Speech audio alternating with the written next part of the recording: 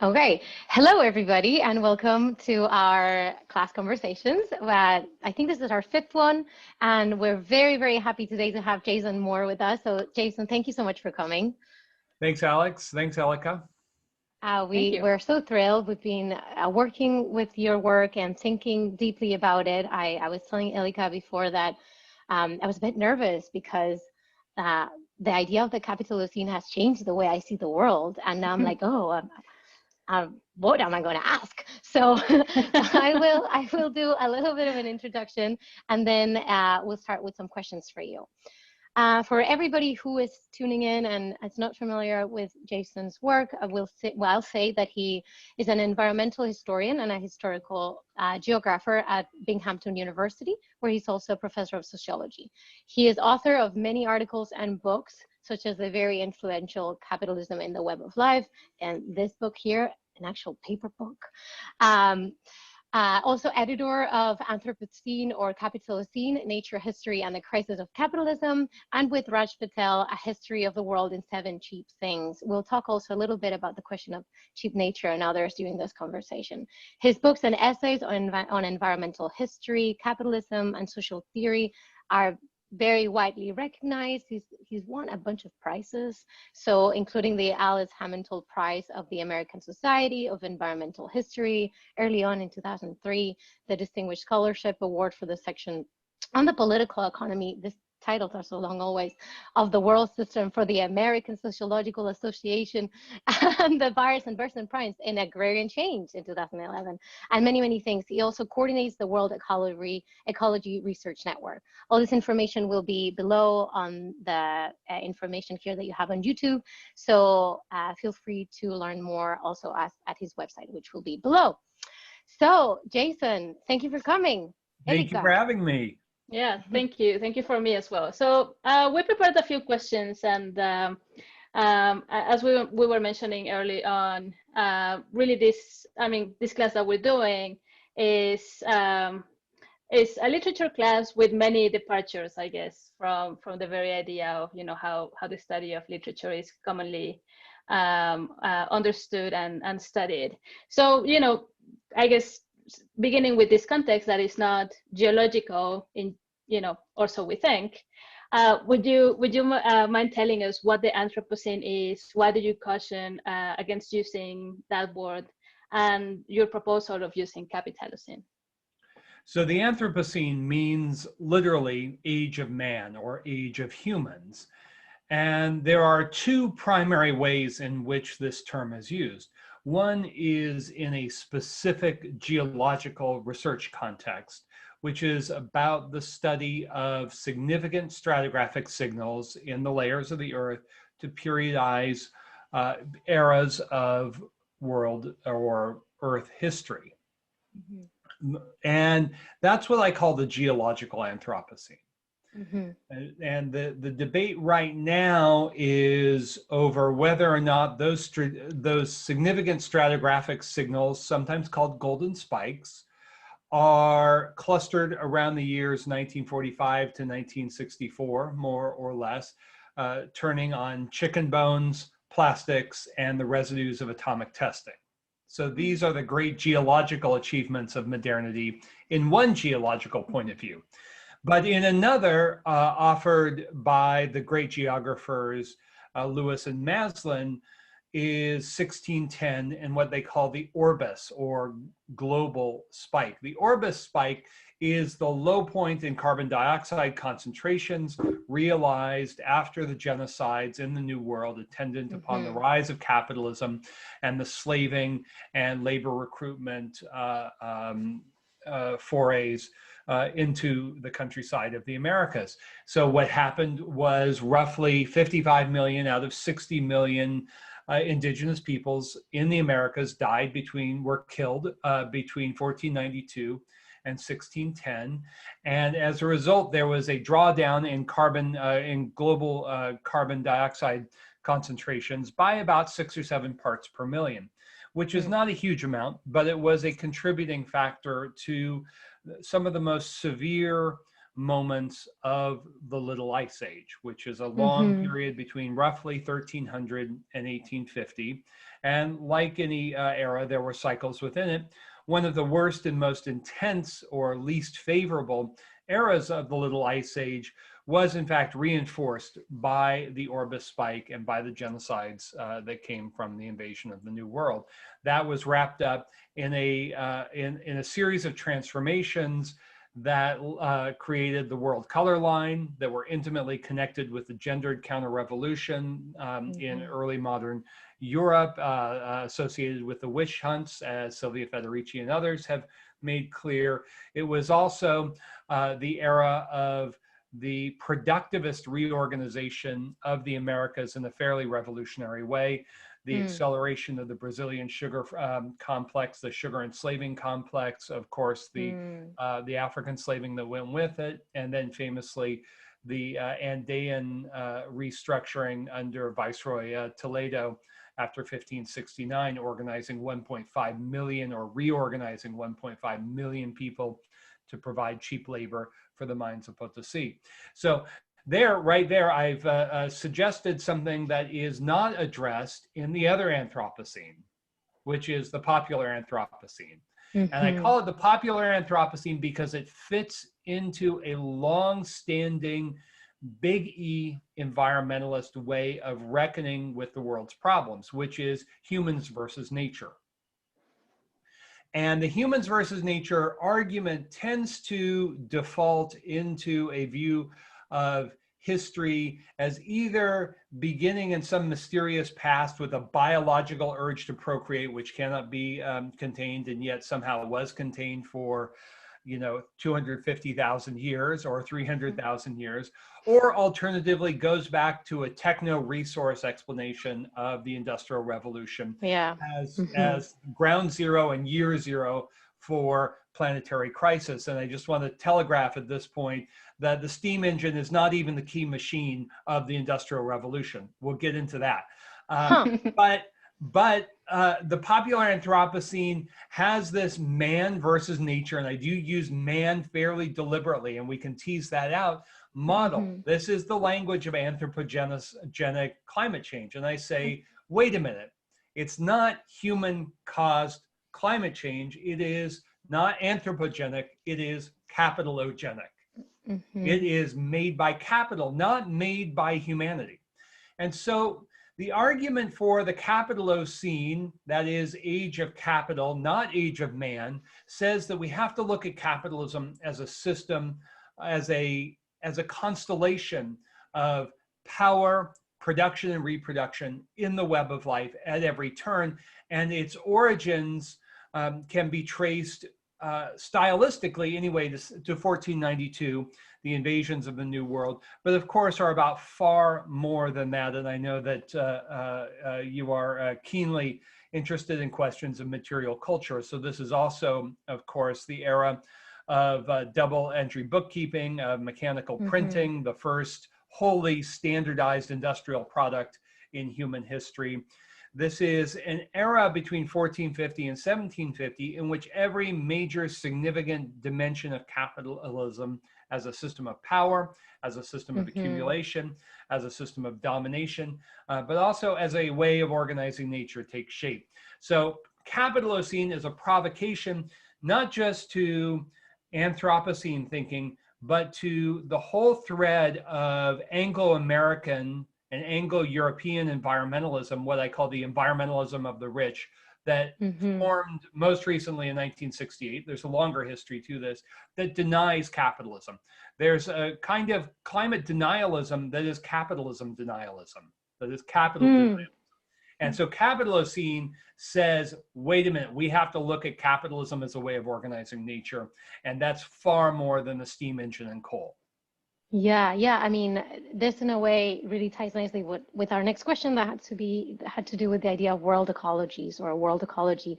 And you talk about a world ecology of power and reproduction in the web of life.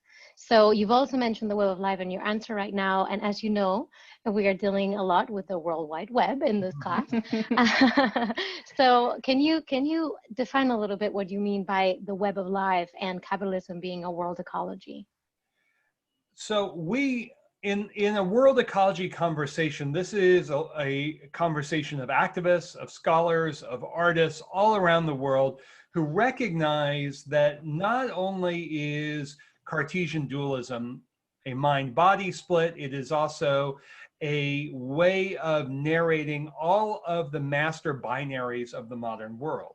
Mm-hmm. And more than that, it is a way of pointing out that the intellectual difficulties and problems posed by these binaries, man and woman, nature and society, the West and the rest, go down the list. Those are not merely intellectual problems. They are not merely epistemic problems. Mm-hmm. They are centrally implicated in the actually existing exercise of genocide, domination, and capital accumulation in the drive towards planetary crisis.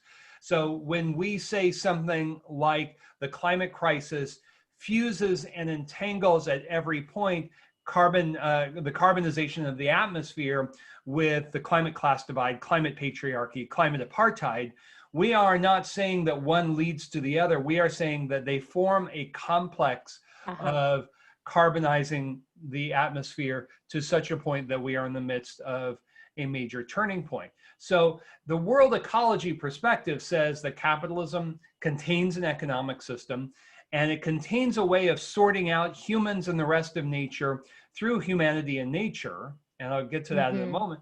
But it's so much more than that. It is a way of organizing power, production, and reproduction in the web of life. And we say web of life because, well, for a lot of reasons. One of them is to raise this question, well, what does that mean? It's not nature. When you say nature, everybody thinks they know what it means. Mm-hmm. It's the forests and the fields and the birds and the bees and The all of months. that. Yeah. What they forget is that at the core of modernity is a civilizing project. And we've moved from Christianizing to civilizing to developmental project across the past 5 centuries. And on the other side of that line is the zone of nature and savagery and the undeveloped and the uncivilized and the barbaric. And that includes not only the birds and the bees and the creatures that are non-human, it also includes the vast majority of humankind. And so fundamental to world ecology is understanding the long history of imperialism as a way of reclassifying most human beings, women, nature, and colonies, in the words of Maria Mies, into the realm of nature, the better that their lives and labors could be devalued in the interest of endless capital accumulation. So we're trying to draw these linkages between endless capital accumulation, the transformations of the earth, and long-term durable structures of domination and oppression. Yeah. I'm trying to tie that with the next question that we had, or I'm wondering if we should ask a different one. No, I mean, let's go with what we have. Yeah, we can, and maybe we can add some more when we're done with down the list. So this system, this Capitalocene, this era that you're describing, it survives, through the logic of exhaustion of what you call the cheap nature, as well as, the exhaustion and the waste at the same time. So given that these two actions depend on limited resources, as you were saying, nature, also humans, etc., what will happen when we run out of resources or space to put the waste that comes from this logic of exhaustion? So there are two dynamics here, and one, and they've been narrated in rather conventional terms as nature as tap. So this is the resource question, and nature as sink. That's the waste question. And what's happening, and there are lots of problems with that formulation, but it suits to clarify some of the dynamics. What we are seeing with the climate crisis is the ways in which, in an increasingly nonlinear way, nature as tap and nature as sink are entering into a dynamic and self-limiting antagonism for capitalism. So in other words, the seemingly endless flows of cheap fossil fuel energy that are carbonized into the atmosphere are now inducing a whole range of disastrous and catastrophic real-world impacts. As you know, in California, you see the wildfires, but also it's probably not a good sign when the Swedes, as they did a couple of years ago, brought in Californian firefighting experts to fight fires in the Arctic. So that gives you a sense of the drama of it. But part of what's going on is much more significant, which is in fact the end of the cheap nature model. And arguably the pivot of that is includes the ways in which climate change is suppressing the productivity possibilities of agriculture. That's less a problem in terms of the Malthusian scheme, because we know human beings are perfectly capable of reorganizing planetary agriculture to feed people. It is a clear and present danger to the capitalist agricultural revolution model that first emerged in the 15th and 16th and 17th centuries, which is basically this. It had different forms in the colonies. It was sugar and slavery. In places like the Netherlands and England, it was enclosure and dispossession in a very distinct way. But in both moments, the drive was essentially the same. It was to produce more and more and more food with fewer and fewer and fewer people. What we are now seeing over the past few decades with climate change is the yield suppression effect of climate change on agricultural productivity, which is a problem because capitalist agriculture is built on through the imagination of endless expansion, and that these agricultural revolutions will be able to endlessly reproduce themselves. And that's just not so. It's not borne out in the data. And oh, by the way, this is not only true for agricultural productivity, but for labor productivity across capitalism since the 1970s. So in answer to your question about exhaustion, it's very important. We have to step outside of the environmentalist and indeed bourgeois colonial resource manager mindset of we're running out of the substances. There is a substantial moment that is a moment of this process that is vitally geographical and geological and relates to how much lithium or how much copper or how much oil can be extracted given a certain resource flow and above all, a certain capital input. But we have to understand that these are relational questions within capitalism, within the web of life, and within how capitalism itself stretches its tentacles out in the web of life. And that means the one thing that capital cares about are the costs of production. And that's what's going on today in terms of the end of cheap nature. Climate change means that the long-term strategy of going to the frontier to find new, cheap, expanded natures of all kinds has come to an end, but it's actually much more dramatic than that. Climate change represents an implosion, a nonlinear reversal of that long-term cheap nature strategy of going to the frontiers. It's not just that the frontiers have run out, it's that they are imploding. Yeah, when we were talking with Eugenio Tiselli, like I told you a little bit earlier last week, he was talking about the Capitalocene and he's very interested in the relation with agriculture. So he was talking about the concept of the Plantationocene, which was for me was also very illuminating. And perhaps maybe it's a way to tie into our next question that has to do with the need to move away from essentially the binary that is at the core of the idea of exhaustion between humanity and nature, let's say, to think of methodological frameworks of humanity in nature. And you talked a little bit about this earlier, right? So on the one hand, I want you to talk about that broadly. And on the other one, think of how we can apply this concretely to the case of, for example, human use of digital technologies. And I say this because they seem, well, we're interested in this class about this, but because they seem a priori to be alienated from these networks. And I'm saying this because at first they send this treacherous binary of nature versus technology, but most importantly, also because how digital technologies and digital information are promoted as being immaterial, a strange immaterial object that is accessible from anywhere. It has a sleek interface design that it's invisible, you know, you're touching the icons.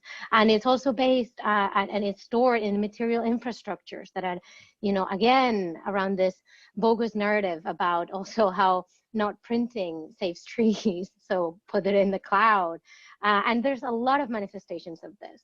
While on the other, of course, we also know that the internet alone is the second most polluting industry in the world.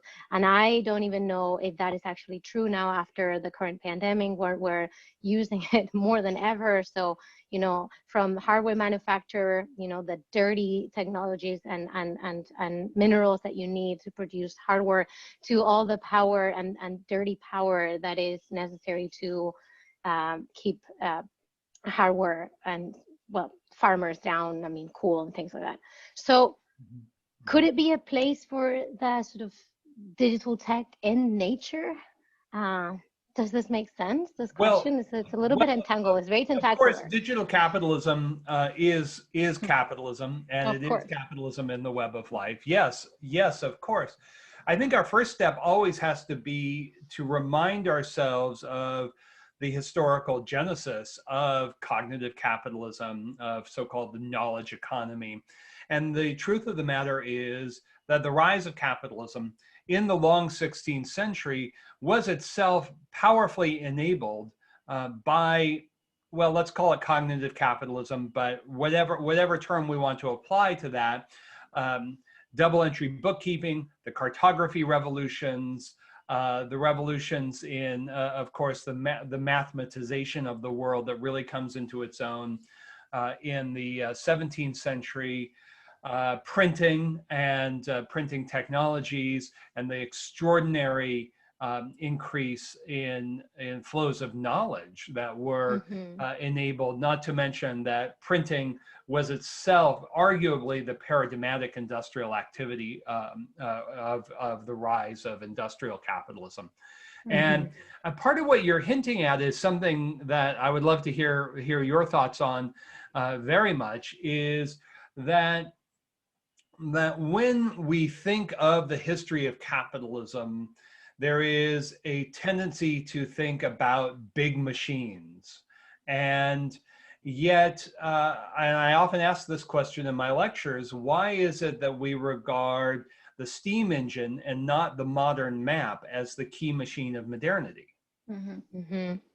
And once we start to ask that kind of question, and then we start to ask questions about maybe not algorithmic capitalism, but certainly early forms of revolutionary forms of bookkeeping and quantitative imaginations. We know that the quantification was one of the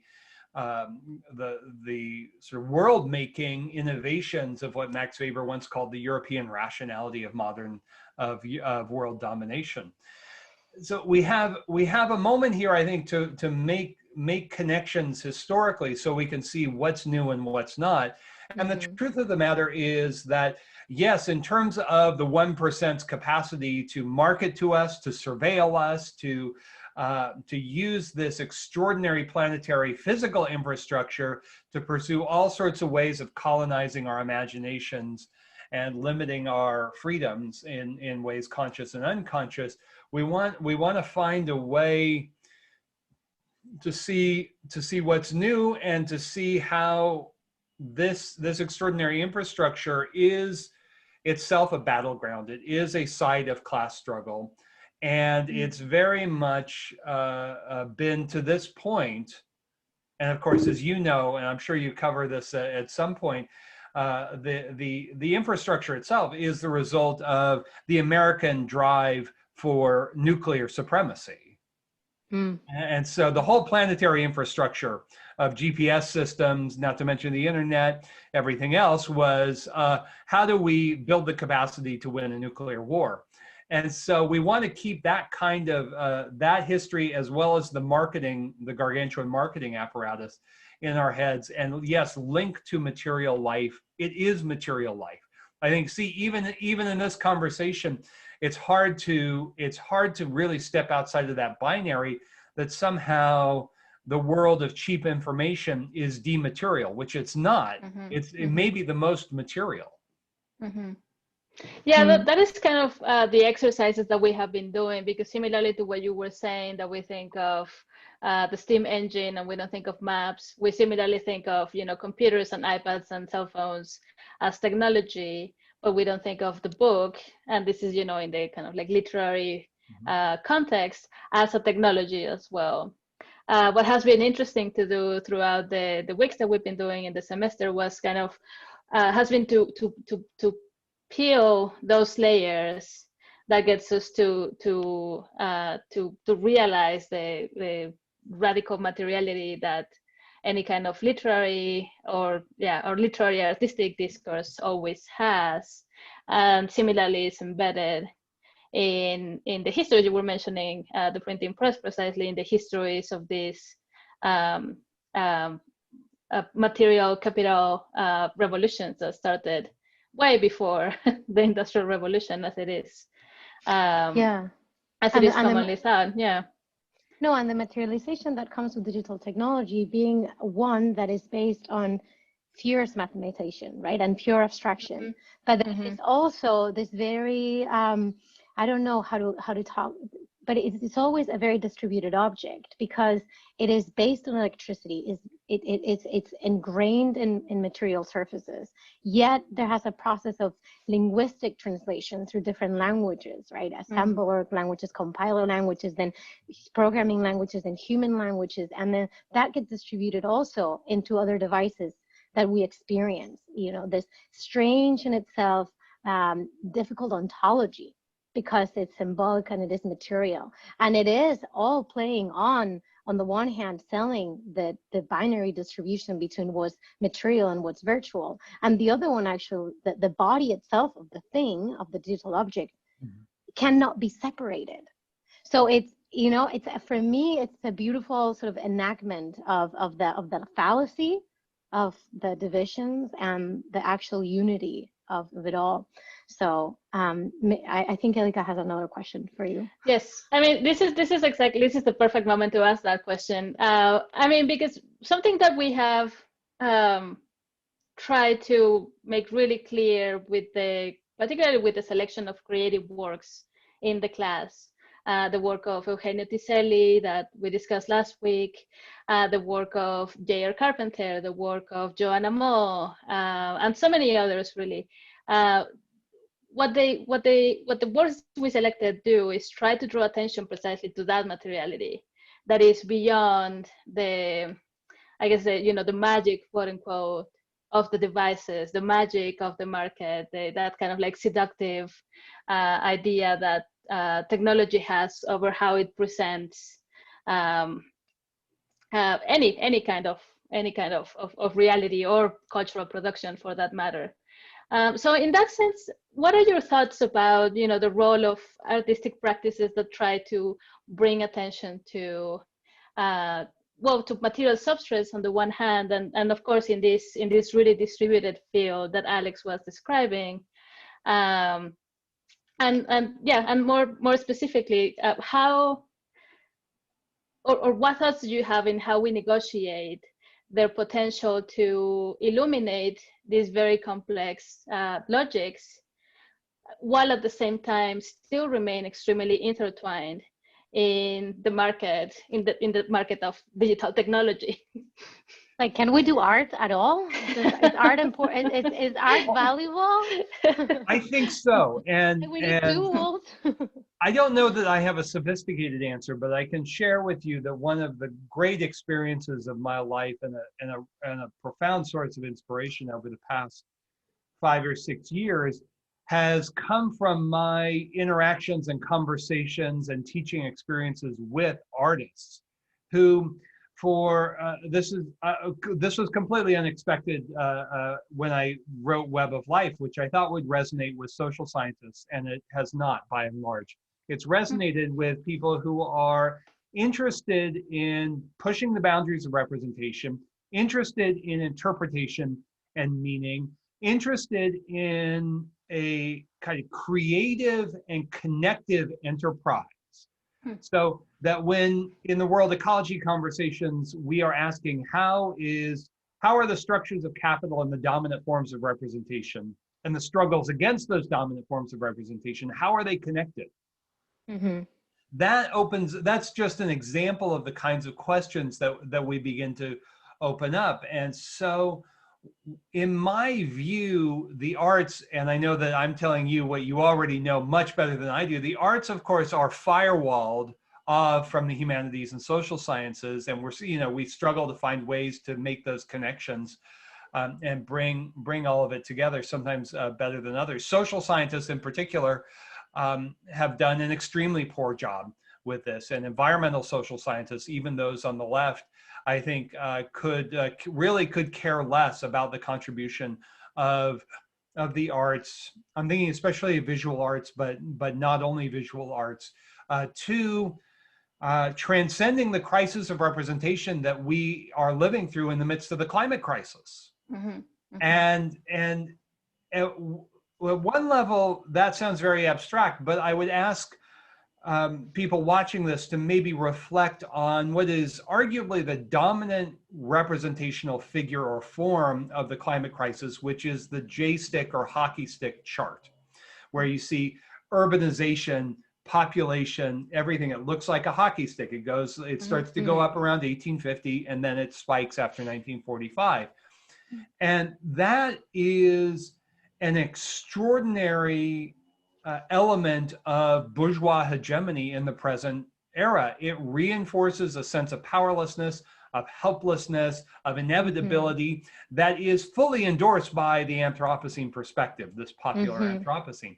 So what we need, and I've been inspired to see artists especially valiantly experimenting and struggling with ways to I don't want to say correct, I want to say transcend, to move beyond this, to open up different ways of seeing, is we need a different way of seeing that speaks directly to the question of capitalism and that sensibility that so many people hold, which is it's easier to imagine the ends of the world than to imagine the end of capitalism. And that is exactly what the world's 1% wants you to think. Yeah, I mean, the idea of how to imagine a livable future when you're trying to imagine with the tools that modernity has given you very tightly to the development of academia and the academic, right? I mean, I'm talking of the academias of knowledge that are also so tied to the idea of a universalist discourse, of a universal truth. And all these things are so tightly together that when you think of art as opening another possibility of imagination, of thinking about speculative futures, of creative figurations, right? I think some concepts are so ingrained in our mind, like, you know, the capitalist idea, that it seems almost only possible to think through them as metaphor. And that, I mean, I know this sounds very esoteric, but in a way it's not, right? I mean, it's a way of also decolonizing. I don't really want to use that word so lightly, but of allowing, right, an alternative logic that is so hard to attain. And that's why I think the arts need to be in a closer dialogue with sociology, for example, as you were saying. I regard the arts as really fundamental, and yet, it's so important, and you said it much better than I could. The university system works to fragment all of these fields, and it does so deliberately. So we see this with environmental studies, where you would expect to see an extraordinary flowering of unconventional and creative and heterodox approaches with the deepening climate crisis. And in fact, we've seen a move in the opposite direction. We see it not only with the embrace of Earth system and so-called coupled human natural system approaches. I like to quote Marx and Engels from the Manifesto, that coupling and marriage under bourgeois society is a form of slavery. We should keep that in mind. The coupling of humans and nature, so-called, which are false and ruling abstractions, that is a relationship of enslavement and domination, where the human which is, of course, overrepresented, as Sylvia Winter points out, but the human is limited to the bourgeois rational mind and then imposes its domination, both literally or practically and metaphorically, on the rest of nature. Is there. But what we have seen is a reinforcement of the prevailing orthodoxies. And this is even true amongst critical environmental scholars, especially in the United States, where a kind of full-throated defense of scientism and naturalism has been commonplace and is indeed the hegemonic position within sociology in particular. I'm a geographer, so I'm sort of an oddball in a lot of these social science discussions. But what geography at its best is about life, meaning, and struggles for justice. So it connects all of these fields. So I would say one of the things that we really want to push for is a connective and reconstructive and heterodox imaginary for how to deal with questions of justice that transcend the so-called social and the so-called environmental, because as we know, they are so intimately connected that we cannot sort them out. No, we need magic. I know it sounds crazy, but I think we need magic. Well, I think we're back to the European rationality of world domination, and that's a big R rationality, and it says that other epistemologies, other ways of knowing in terms of material culture and life ways are irrational. And so for me, I say, let us endorse the irrational, the so-called barbarian. We need to practice barbarian ecologies, not indulge in these older, these older slogans that I still hear all the time, which is, socialism or barbarism, or climate justice or barbarism. No, precisely what we need is barbarian ecologies. Yeah, I think that's a great way to end the conversation. Last week we ended with let's all become shamans. So now yes, that's true. Los bárbaros, vámonos a la barbarie. So thank you so much, Jason. Been my pleasure. Thank you. Thank you so much. And I'm going to stop recording.